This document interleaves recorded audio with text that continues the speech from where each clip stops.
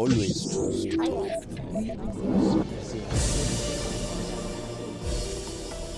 From dangerous crossings in the Mediterranean to growing political divisions on asylum, border security and labour shortages, immigration has become one of the defining issues affecting the European Union's future.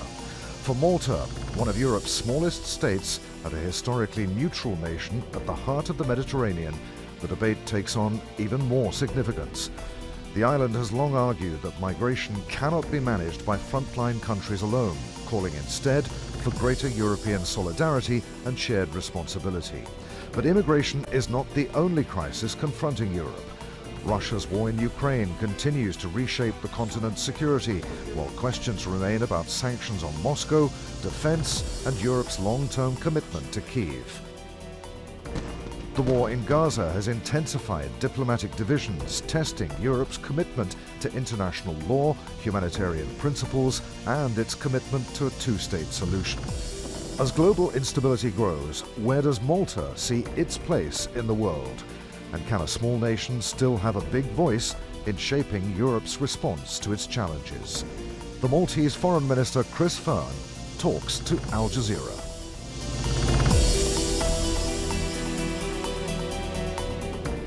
Foreign Minister, thanks for talking to Al Jazeera. On August the 1st, Malta joined 21 other EU countries in calling for a coordinated European response to the migrant influx that we saw in the Spanish North African enclave, Ceuta. Malta's argued that migration is a shared European responsibility. Do you believe that this crisis has finally convinced the EU that no one EU member state can be left to deal with this crisis on its own? Excellent, yes. Well, over the last 10 years, the European Union has been discussing a migration pact. In fact, under 2 months ago, the European Union Migration and Asylum Pact has come into force. And this states, amongst other things, that, as you point out, migration is not a member state problem or challenge on its own, it's a European challenge. And CETA has not opened our eyes, but reminded us that this is so, because the migration problem across, or the migration issue across the Mediterranean has been going on for a number of years, and has led, unfortunately, to loss of life. The incident in CETA has led to about 140 lost. I'm sorry to interrupt you, Minister, but what practical lessons should Europe draw from this crisis? What concrete changes would Malta like to see in the way that the EU responds to crises like these? Well, as you point out, it is a EU problem, and what needs to happen more than hasn't happened over the last few years is the realization that no one member state can deal with this problem on its own. Now, you see, the migration in Malta has come down drastically over the last few years. So we had a spike in 2019, which has come down by about 95% over the last 4 or 5 years. But CETA opens our eyes that this can happen again, and it can happen at any time.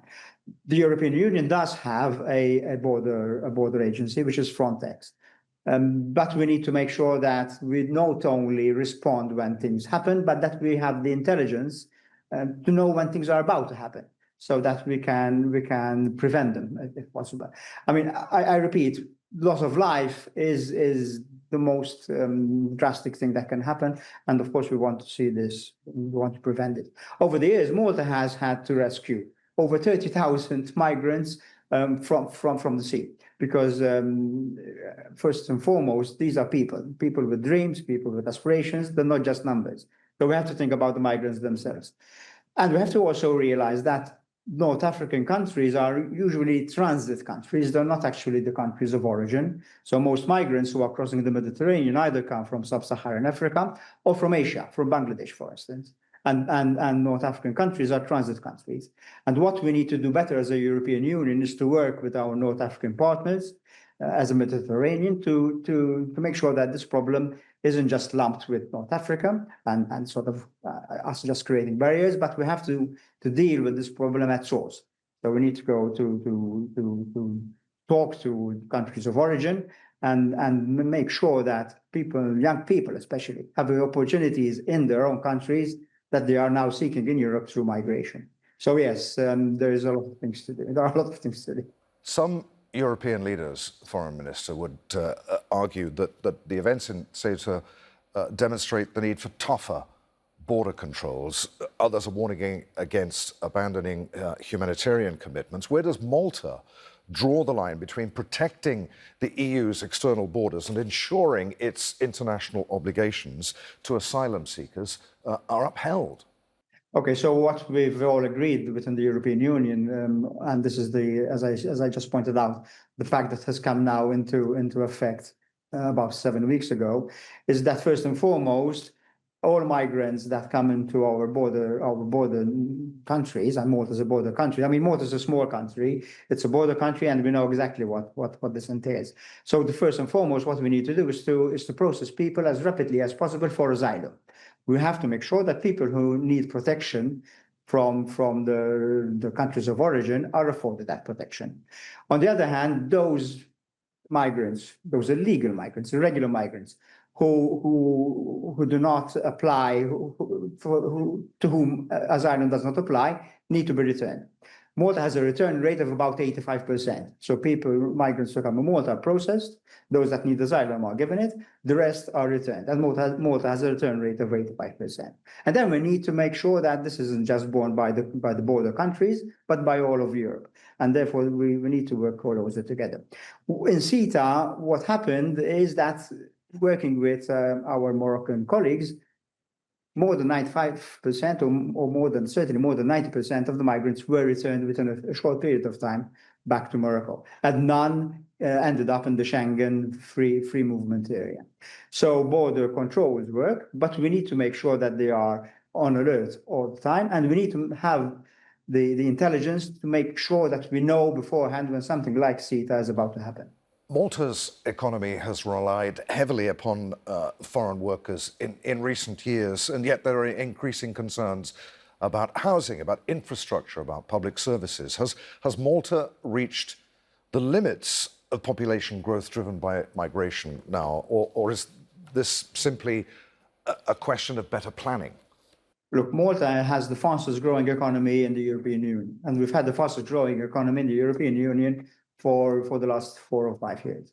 And yes, we rely on certain sectors of our economy, as do a lot of economies within the European Union, on legal migrants, on migrants who come to Malta to work and to live in our country. And this is the message that we give to would-be migrants. Come through the legal route. Don't try and come through an illegal route. The illegal route is usually manned by people smugglers. And there are instances when individuals spend their life's earnings trying to get through into Europe through an illegal route, only to be returned back to their country of origin. Legally, there are avenues to do this. And large parts of the economy in Europe, and to a certain extent in Malta as well, rely on migrants. So there is a legal way to do this and do it legally. As I say, the Maltese economy is the fastest growing in Europe. Malta is a lovely place to be in. It's got lovely beaches, lovely weather, steeped in history. So who wouldn't want to come to live in Malta? But do this legally and do this through our embassies around the world. Foreign Minister, Europe is facing growing political fragmentation, rising support for nationalist parties. Do you believe that the European Union is becoming stronger through these challenges or more vulnerable? Look, the beauty of the European Union is the diversity. Diversity and different realities across of Europe, but also the shared values that ensure that anybody who lives anywhere within the European Union, whether you're a fisherman in Finland or a medic in Malta, are afforded the same opportunities and at the end of the day, the same legal rights. And this is the beauty of the European Union. And I believe that the future, even the immediate future of the European Union, is by continued enlargement. So to continue to increase the member states that join the European Union. Of course, what we need to make sure is that the core principles of rule of law, the core principles of democracy, the core principles of human rights continue to be valued not only in Europe but also in our neighborhoods. And I think this is one of the strengths of the European Union, our own diversity. What we are seeing, of course, is different. At the moment, there's a surge of some right-wing parties within Europe, but that's democracy at work, and of course we'll continue to follow this. In Malta, we have had for the last 13, 14 years, and we've just we have a mandate for another 4.5 years, a Labour government, a left-leaning government, and we continue to contribute to the European Union our shared values with our colleagues.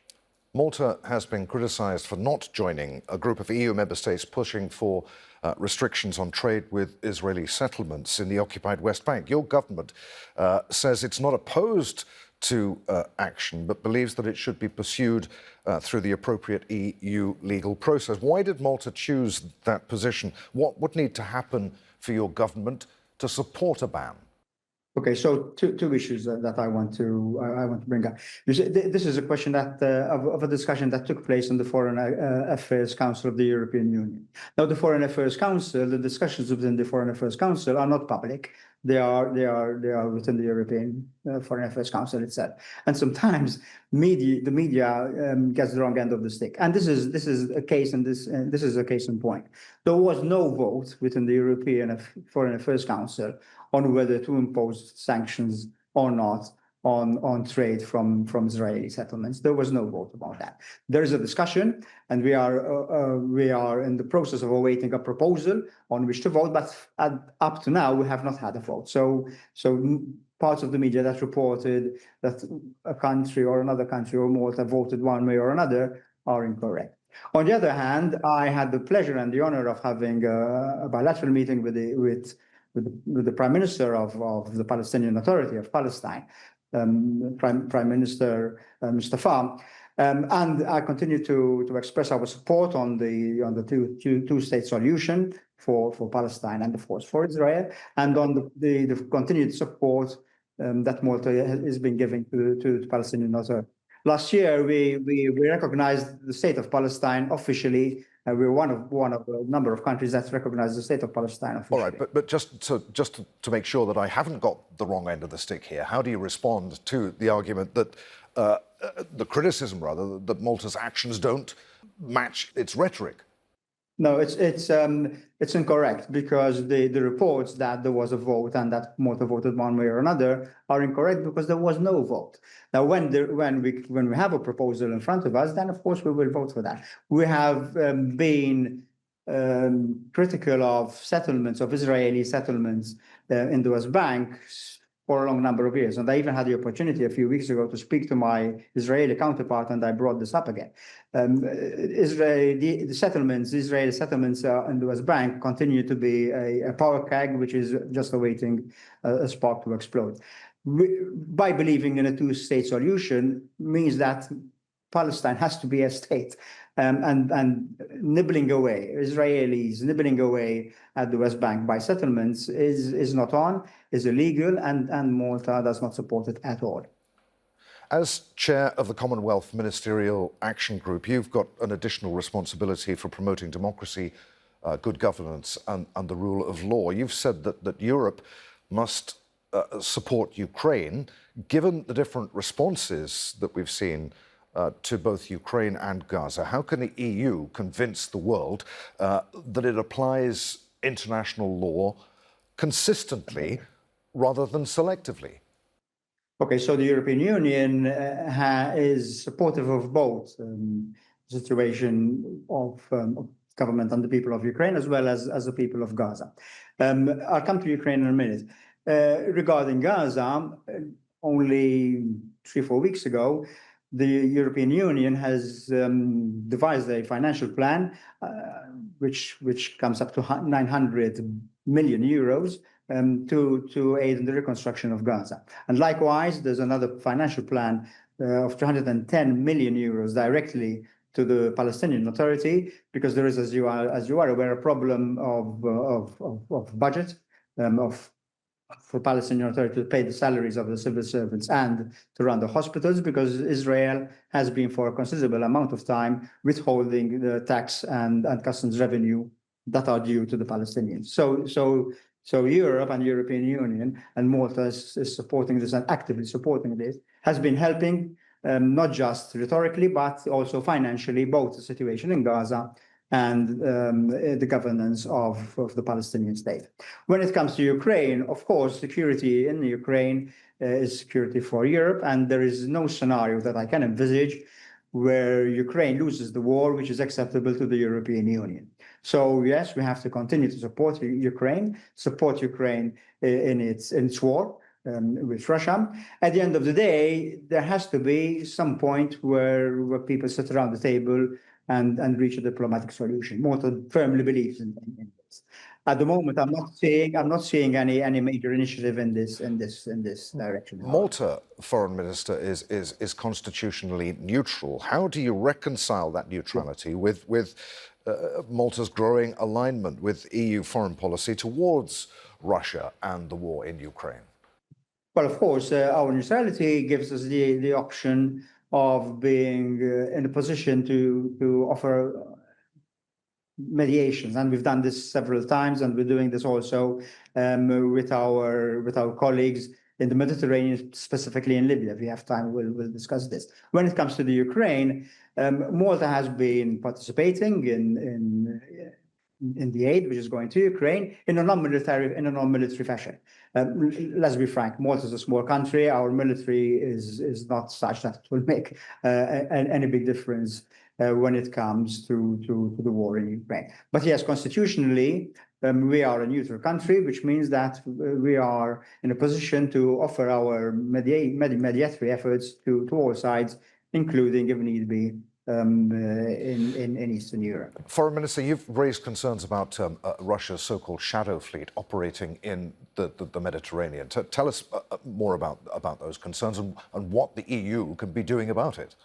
Well, as you are aware, the shadow fleet, by its very nature, is dark. So we don't know exactly what's happening outside our territorial waters, which is worrying for a number of reasons. One, because we are committed to withholding sanctions and ensuring that sanctions against Russia in favor of Ukraine are withheld.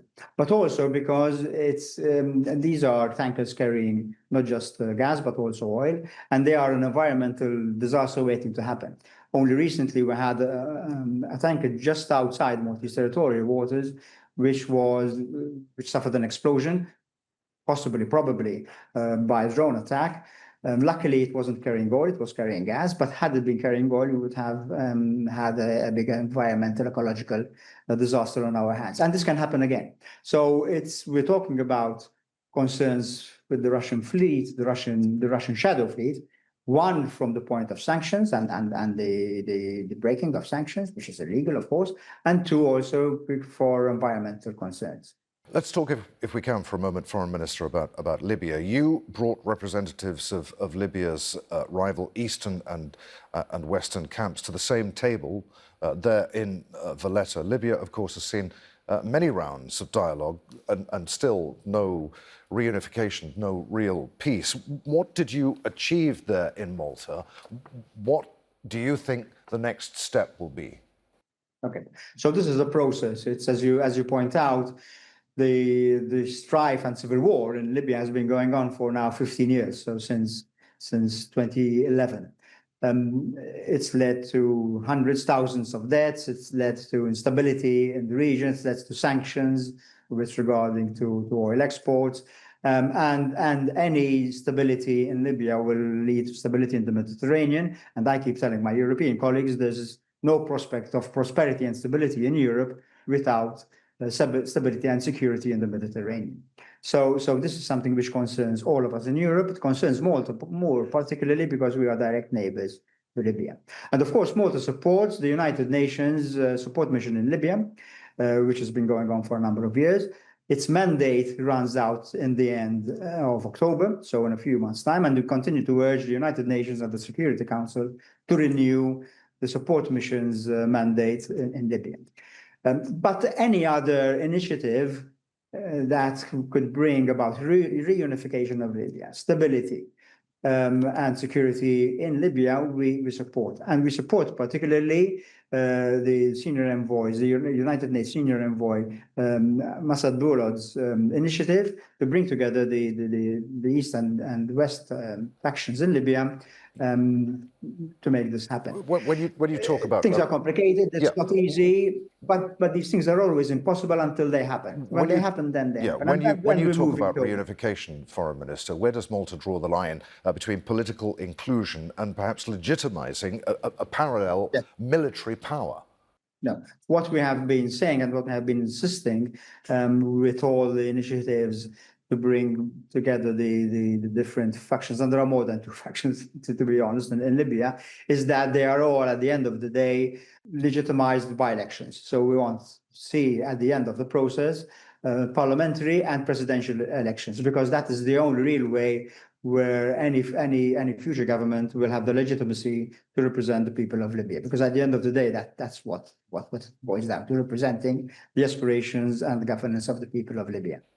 Malta has long sought to position itself as a bridge between Europe, North Africa and the Mediterranean. How can a tiny country like Malta exert such influence far beyond its geographical footprint? How does Malta punch above its weight as it does? Well, we have a history that goes back thousands of years in doing exactly this.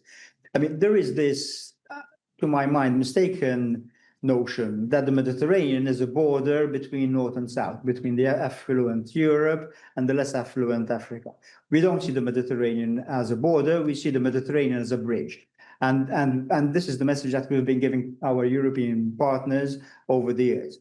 Lately, the European Union is recognizing this, and there is now, and this has been for a year and a half, there is now a commissioner for the Mediterranean, a European Union commissioner for the Mediterranean, and we're now talking about a pact for the Mediterranean, which involves all members, all Mediterranean countries, whether they are part of Europe, whether they are part of Africa, or in the Middle East, to come together and to have a shared future.